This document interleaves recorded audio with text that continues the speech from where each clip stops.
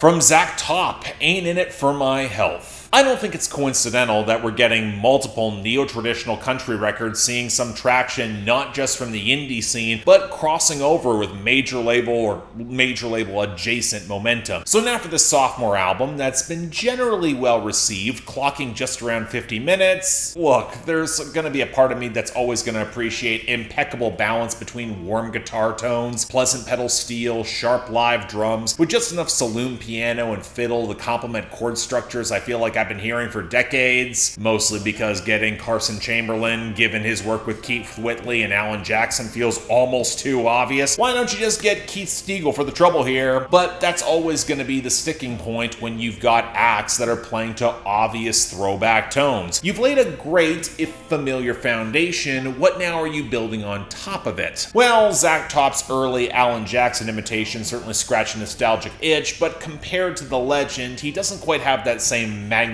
and some of his higher notes can feel a little bit thin. Thank God the tasteful guitar flourishes do some very nice heavy lifting, and I'm not quite sure he fully sells the broader attempts at humor. I get the beach-ready vibes and cornball dude humor, but even for a guy like me, it prompted more than a few eye rolls. But if there is something that did strike my attention, after we get past some of the jokes and settle into the mid-tempo meat of the album, there's a metatextual melancholy in realizing the toll of the artistry and touring will take on a man and his relationships. Tear in the Whiskey breakup ballads like the partially high-concept Splitsville, the haggard attempt of recovery on Livin A Lie, and the charting standout South of Sanity, they are a great fit for his talents, and with a little bit more pensive reflection on Between the Ditches and the wry two-punch of Country Boy Blues and Lovin The Wrong Things, I do hear some real potential, even if the album ends on a bit of a dud with Honky Tonk Till It Hurts, just kind of clunky for me. Coupled with not really sustaining enough momentum on its back half, you definitely start feeling the length. There's enough glints of potential in the details that even if he doesn't surpass his influences, it was still a tastefully enjoyable listen. Worth a listen to pick out a couple favorites, but closer to good